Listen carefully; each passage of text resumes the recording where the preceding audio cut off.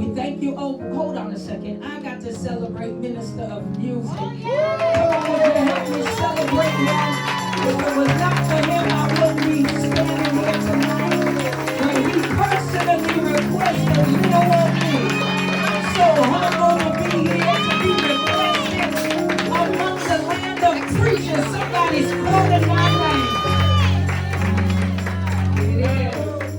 Now, Father, we thank you. Move in this place, rock us and shake us and rock us. Continue to keep blowing in this house tonight. May our feet become light and we praise you until we are drenched, until we are soaked. Not because of the heat, because of the all-consuming fire of the Holy Ghost. We'll not fail to give your name praise, glory, and honor forevermore. In Jesus' name, amen. Joshua 6 and 10. Joshua 6 and 10. And then we're going to go to Joshua 6 and 16. And then I'm going to hold y'all off. You already know, but I'll come and get you real quick. Joshua 6:10, the Bible says, but Joshua had commanded the army, do not give a war cry. Do not raise your voices. Do not say a word until the day I tell you to shout, then shout. Joshua 6:16 says, the seventh time around, when the priest sounded the trumpet blast, Joshua commanded the army, shout, for the Lord has given you the city. I want to lend to you tonight my topic, when the sound became bigger than the wall.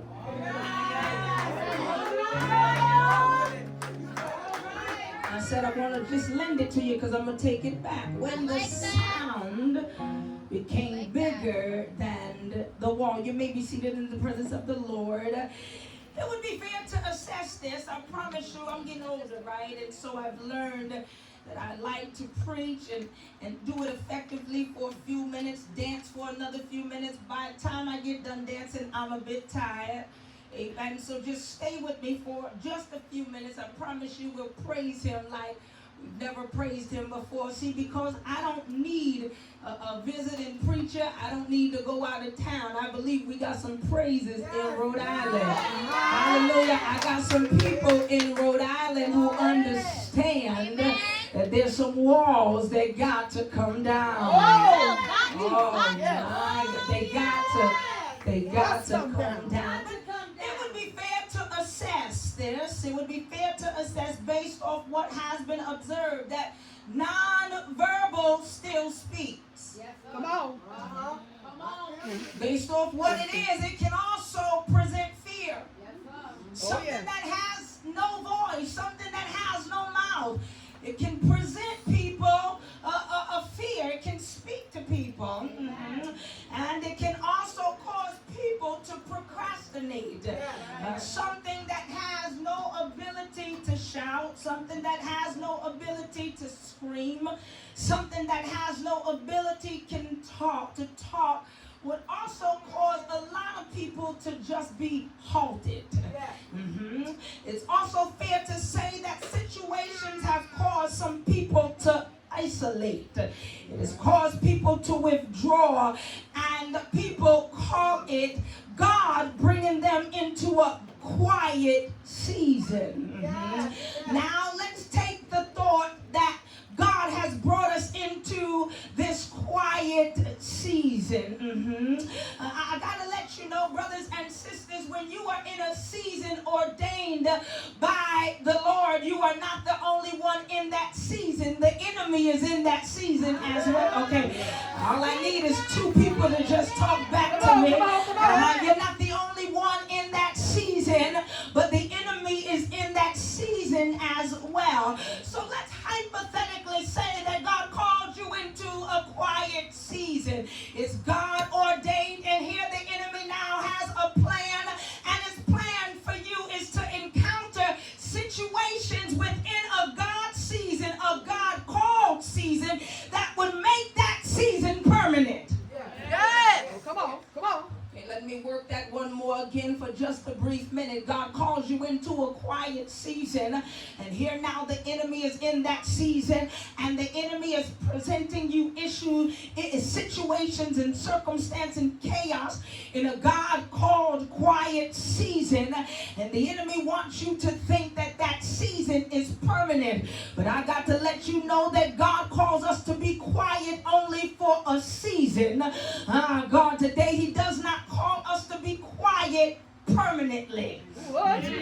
Meaning, if God calls you to a quiet season, the enemy will do his best to throw seeds of negativity in that season, and that will turn the God season into something it was never supposed to be. You wasn't put in that season to remain withdrawn from people or to remain silent. That plan was the trick of the enemy, because the enemy understands what comes after a quiet season with God. I said the enemy understands what comes after a quiet season with God. And to maintain in an ordained quiet season by God, it takes obedience. It takes discipline. And it takes love for God. What you saying, Brown? I'm glad you asked. Because it just so happens that when we go into a God-ordained quiet season, things begin to happen. People start talking. There's situations that begin to target specifically you, and it makes you want to address what they're saying. It makes you want to talk more than you would normally talk. There's something about being called into a season with God. The enemy knows how to drop negativity in that season. And when God tells you to be quiet, the enemy will bring things in that season that will make you want to talk. And on your way, and some of us, let's just be honest, we pick up the phone to make the call. We say, let us get dressed and go meet them so that we can have a conversation with what we heard. But on your way to go address them, here go God telling you, I told you this is your quiet season. The problem with people now in God's house, not God's house, but in God's house, is that we're not obedient to the voice of the Lord. We think that we can go above what He says. I gotta let you know that if God tells you to be quiet, that means you cannot address situations. That means God is looking for you to stay silent, because there's a work that He's getting ready to do in the season. And the enemy is trying to trick you up and trying to make you disobey God so that you don't get what's coming to you after you learn how to be quiet.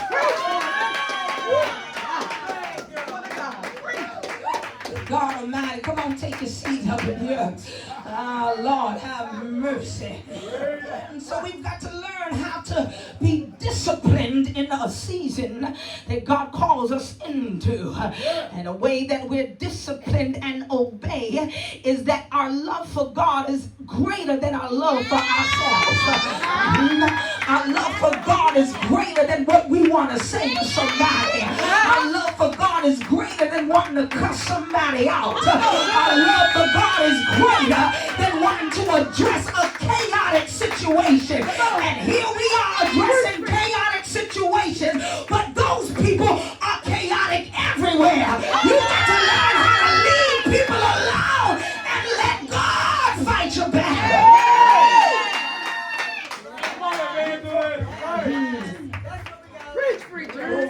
Hallelujah. Please take your seats in the presence of the Lord. You make me want to praise.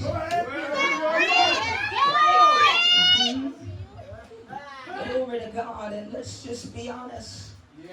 Our human nature makes us want to disobey. Our human nature makes us want to think.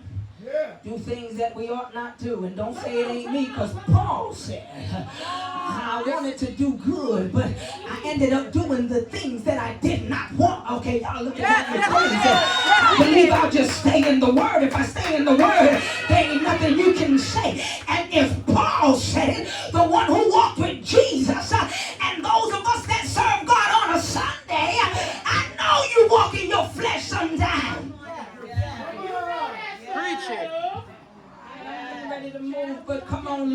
Don't come close. Let's engage with the text.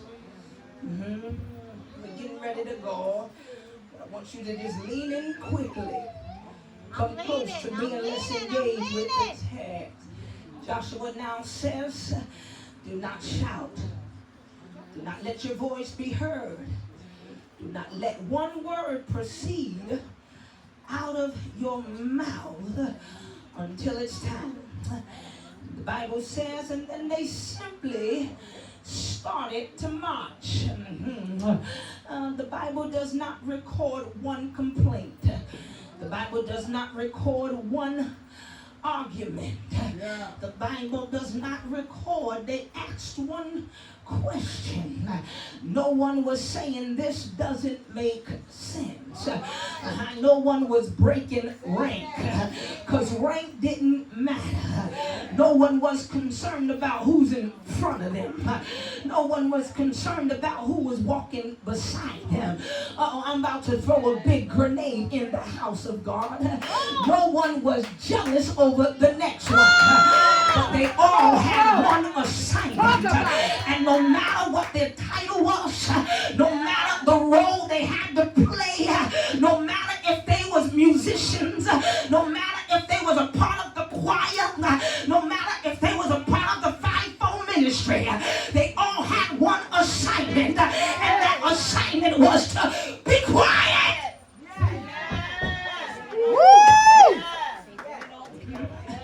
And nobody had petty conflict going on. Lord have mercy. I guess I'm not in church like y'all.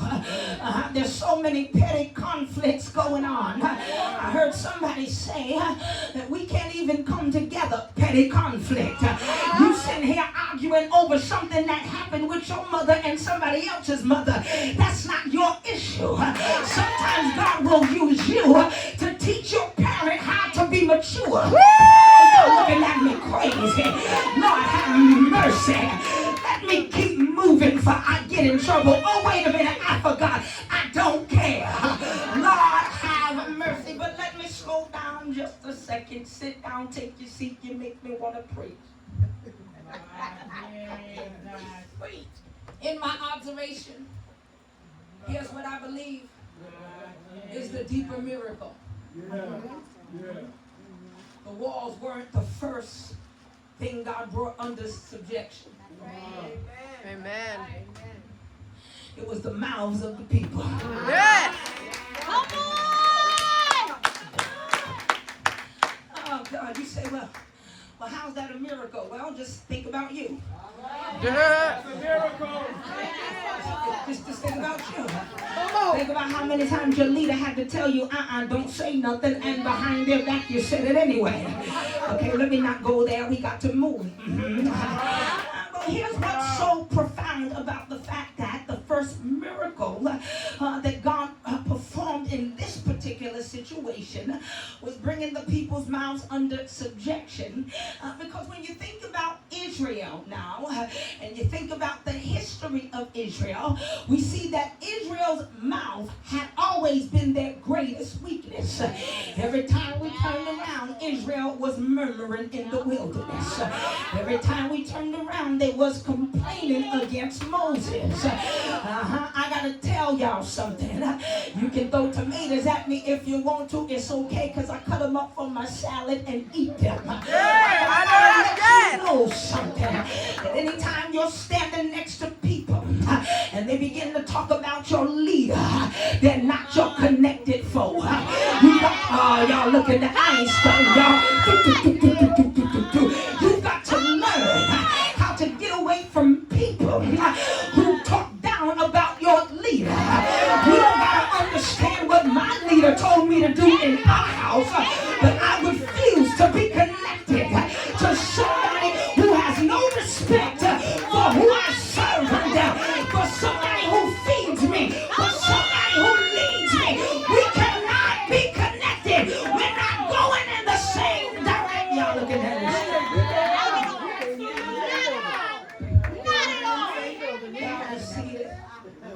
Be seated, please. You're making me want to preach. Hallelujah. So they complained against Moses. This is Israel. is it a miracle? The same people who couldn't be quiet now had an assignment to be quiet. Good God Almighty. Israel always questioned God's plan. God have mercy. Israel was the ones who spread fear after the spies returned. Israel could not keep their mouth quiet for nothing. But the generation before Joshua was known for speaking against God. But this generation, the Joshua generation, God shut their mouths before he opened the city. Y'all look at that. Okay. Now here we go. A miracle happened long before the wall came down. My Lord. Yes, sir. God commanded silence to the nation. That's a miracle. You say, well, I guess. Thousands of people together in close proximity with one another. The Bible tells us was quiet for days. That's a miracle. And maybe we're not living in the same culture or the same generation, but people just got to be saying something. You just got to be talking something. Here's another miracle. The people gathered were all with different personalities. I'm going to get to the choir in a minute. Just tread with me here on this water. They were all different personalities. They had all backgrounds, different tribes, different opinions, and different preferences. But they all had one goal in mind. I need you to just hit it when I look at you real quick. They all had one goal in mind, and that goal was to make one sound. And when they made that one sound, that was the time, at the right time, because at this particular time, when Joshua gave the command, it's time to shout.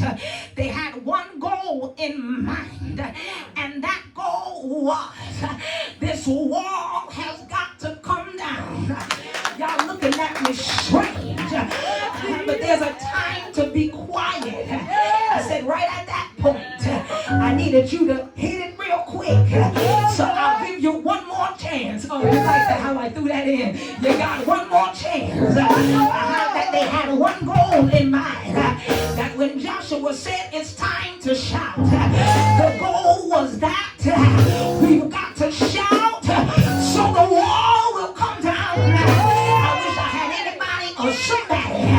It could be everybody in this room that would be honest and say it's not about my neighbor, but right about now I got a shout in my belly because there's a wall that has got to come down. With somebody, with anybody, with everybody, open up your mouth and shout.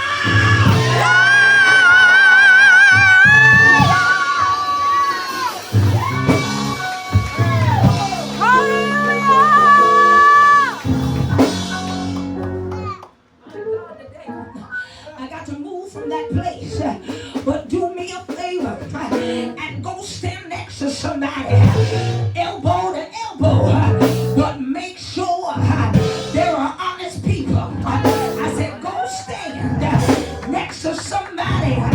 Some of y'all ain't moved yet, but go stand next to somebody and say this shout is for your wall.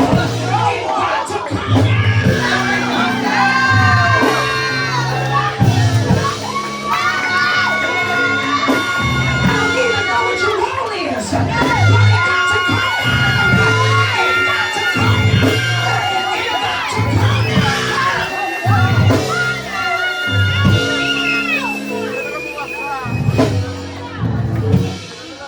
Y'all sit down, take your seats.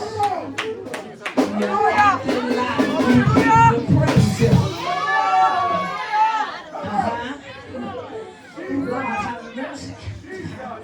And some of us, that's why I said,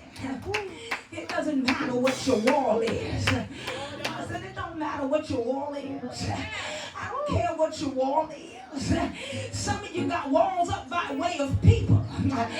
They've caused you to build walls. But I decree and declare that when I shout, I got enough power, because before I shouted, I was obedient. Oh, look at how y'all looking at me crazy. We got people preaching that are not obedient to God, and they got no oil to preach, because you got to have oil before you have a mic, and your oil comes from being surrendered to God. Your oil comes from obeying God, and that's how you get the oil. We don't get the oil because somebody threw you a mic. You get the oil long before the mic got in your hand. But I decree, I declare that walls are coming down.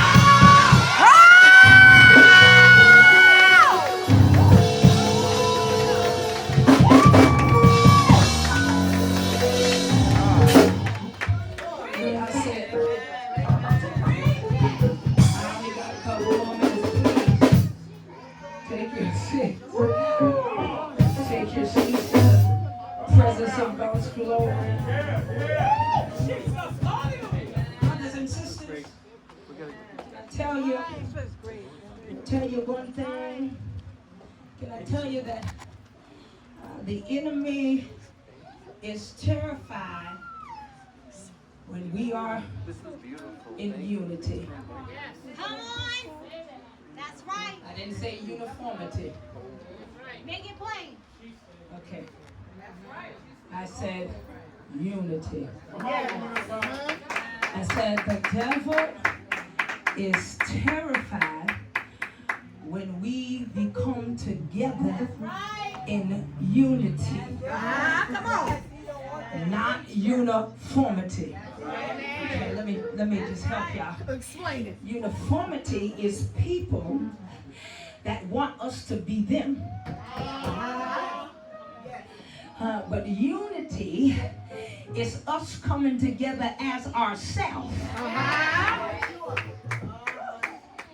Y'all sit, take your seat. I promise you we're getting ready to go. Okay, so here's this. Let me say this. The greatest challenge here now is getting an entire nation to move together. Yes. Oh, Jesus. I don't know where any of y'all been. But Bishop, oh God, the church is having trouble moving together. Yes, it is. I mean, there's a whole bunch of things that we can say is happening. But the factor is that, you know, we're having a hard time, hold it son, we're having a hard time coming together and moving in unity. I told somebody, and it's just my opinion. You ain't got to take it for yourself. But the Bible says that our inheritance is among the saints.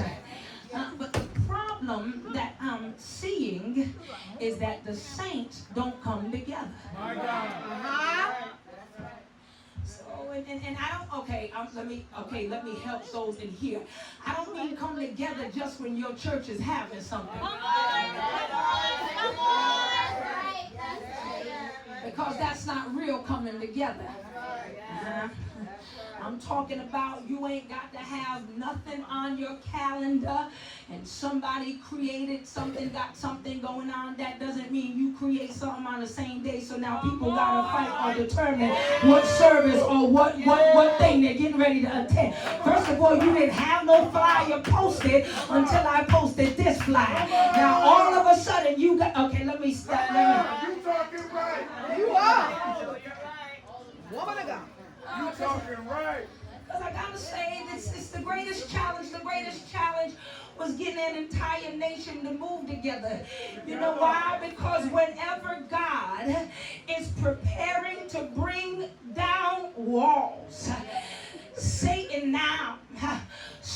building walls between people. Look how y'all looking at me strange. Satan, I told you he has a plan in a God-ordained season. And here it is. Now God says, I'm preparing to bring down walls. And then Satan now, he says, well, if God is preparing to bring them down, then I got to put things between the people. So here comes the wall of offense. I ain't never seen so many people offended in the house of God.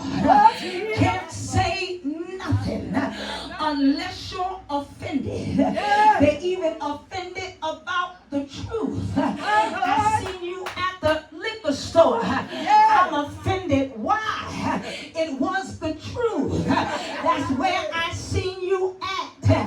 How are you offended at the truth? It's only the truth. And now here comes Satan. He says, I know and sense. Because the thing about Satan, he smells victory. Lord have mercy. Because he knows the God that we serve. He says, I know that the God they serve is the great Jehovah. He got victory right there. And I got to put stuff in between them so they don't see the victory. And so if offense don't work, then I make them become jealous of one another. Why are you jealous over me?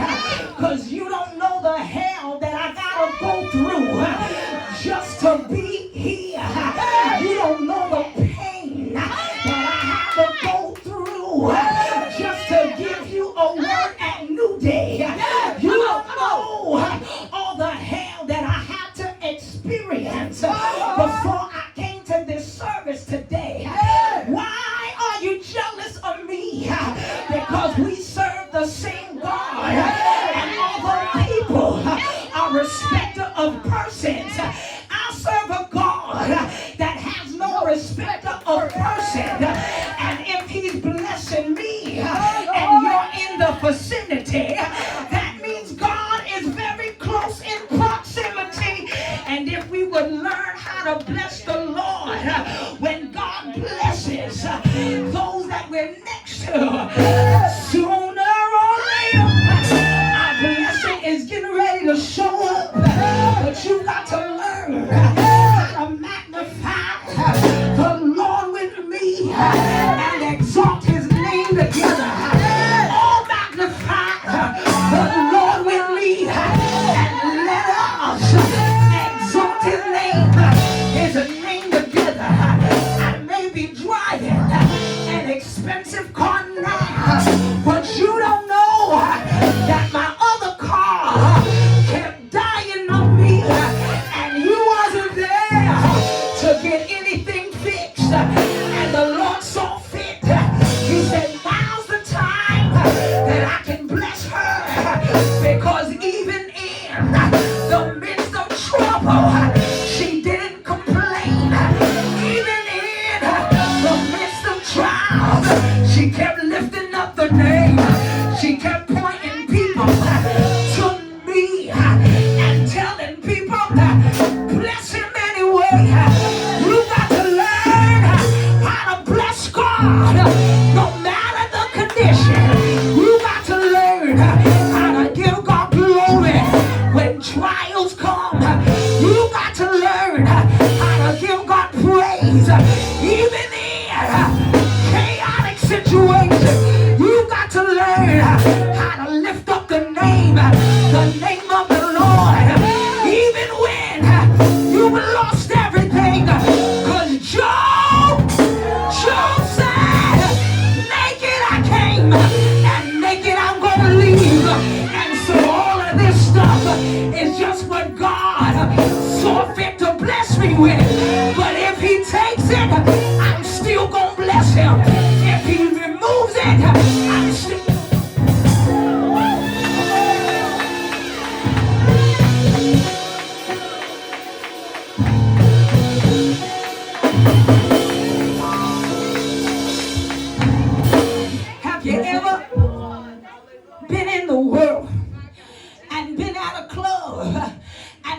may hit the DJ stand and the music goes off, but because you know the beat in your head, you still keep dancing because you know that the DJ is gonna fix the issue. Look how y'all looking at me crazy. You got to know the music of God in your head when things come and interrupt the plan. You got to keep dancing. You got to keep shouting. You got to keep praising because you know that the DJ is getting ready to fix the turntables. You got to know that the DJ is getting ready to fix the turntables. Late in the midnight hour, God gonna turn it around. It's gonna work in your favor. Late in the midnight hour, God gonna turn it around. It's gonna work in your favor. Run and go tell somebody. The DJ is getting ready to turn it in your favor. The DJ is getting ready to turn it in your favor. The DJ is getting ready to turn it in your favor. It's getting ready to turn. It's getting ready to turn.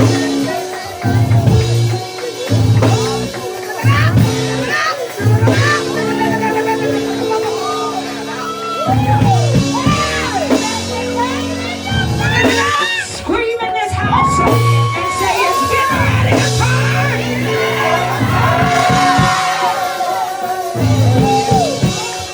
Oh, you didn't believe it? Because you would have went to giving him glory. You don't believe it? But I want you to know that it's getting ready to turn. Ready to turn.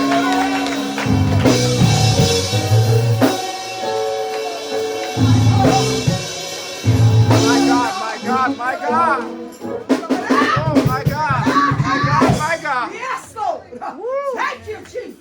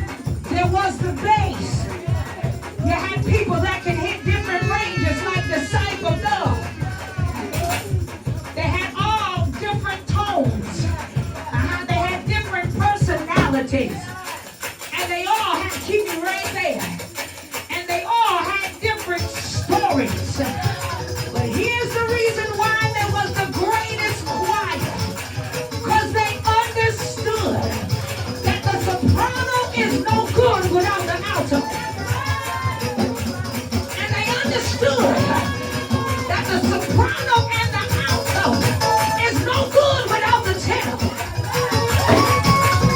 And I declare that we need a little bass in the building.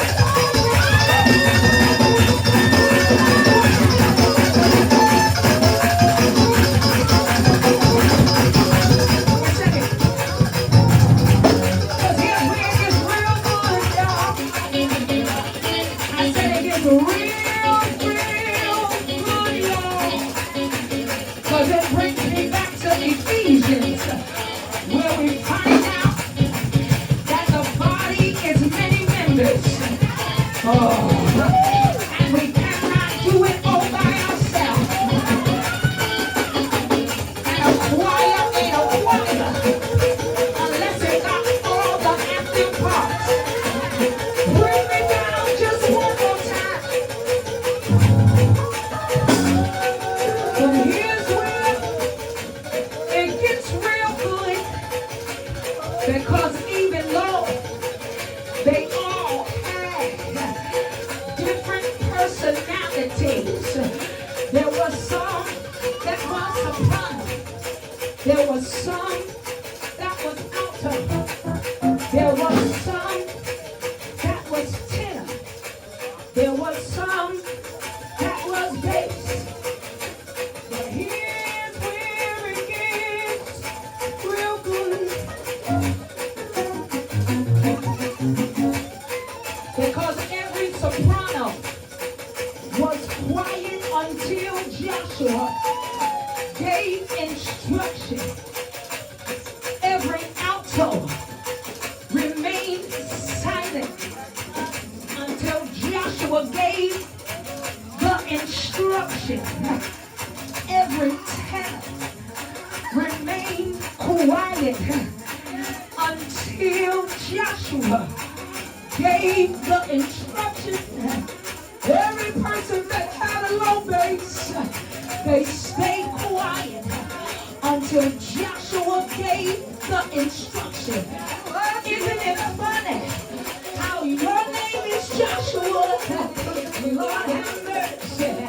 Everybody stayed quiet until Joshua orchestrated the sound that needed to be made in order for the walls to come on down. I want to see if anybody in this room, I'm not talking about in Texas, I'm not talking about in Florida, I'm talking about East Providence, Rhode Island. I want to know if anybody understands that this next sound that we're getting ready to make is about to bring down the walls that's been blocking my ministry, the walls that been against my church, the walls that been against my brother and my sister. Does anybody believe that there's a victory in the sound? You remain quiet while folks talk about you. You remain quiet while folks stab you in the back. They lied on your ministry. They said nasty things. The devil told you that this was your final destination. But does anybody believe that we're in the greatest season of our life? Because God has released us to shout. On the count of three, I want y'all to shout like walls are coming down. 1, 2, 3.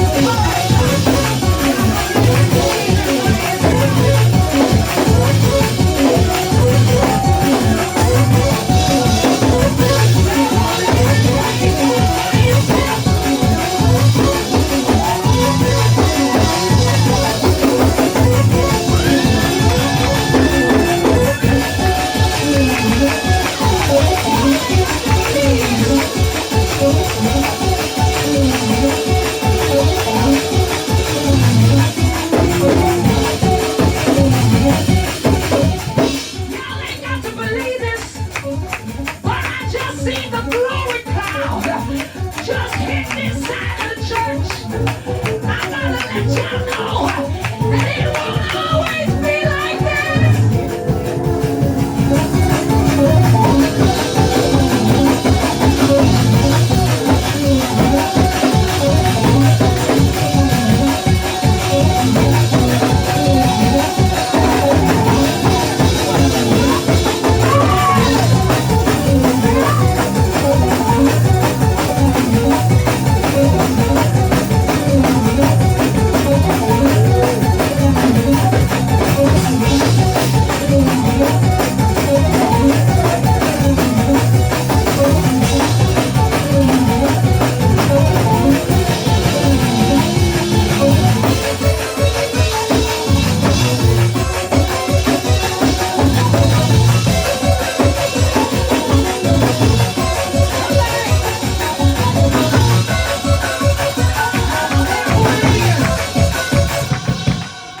I don't care who it is, but somebody go front and tell mother, right here in the black and white dress, it won't always be like this.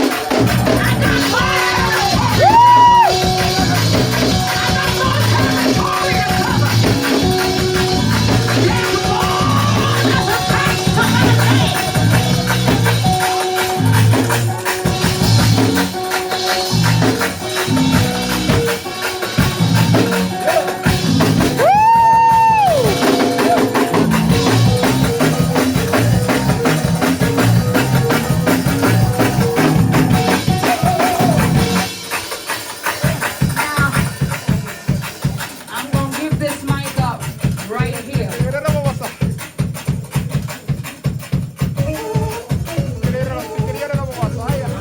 up right here. The name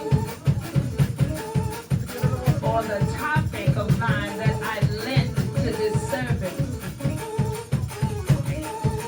When the shout became bigger than the wall.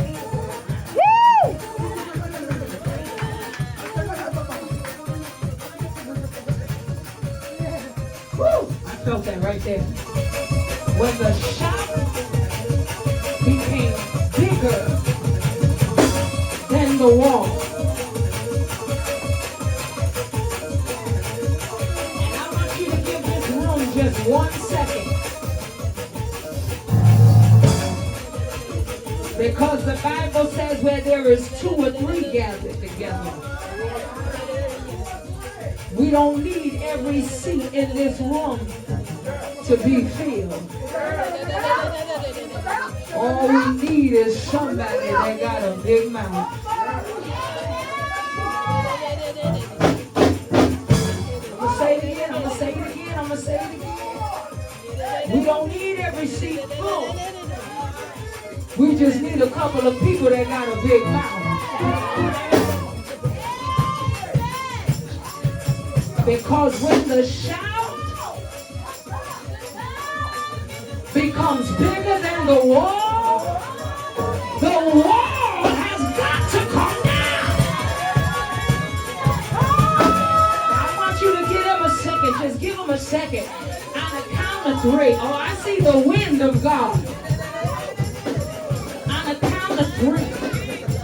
I want everybody that can act weak.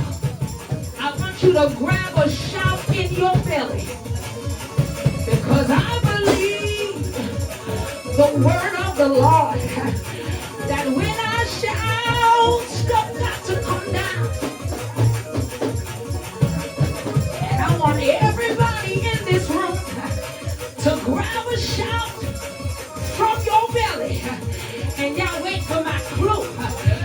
I'ma bring you in. On a count of 3, I want you to stop preparing now. Talk to your stomach and tell your stomach, you gonna release me to shout, cause I got some walls that got to come down. And if you ain't got no walls, praise them for your neighbor's walls. On a count of 3, I want y'all to shout like you know victory is your next destination. 1, 2, 3.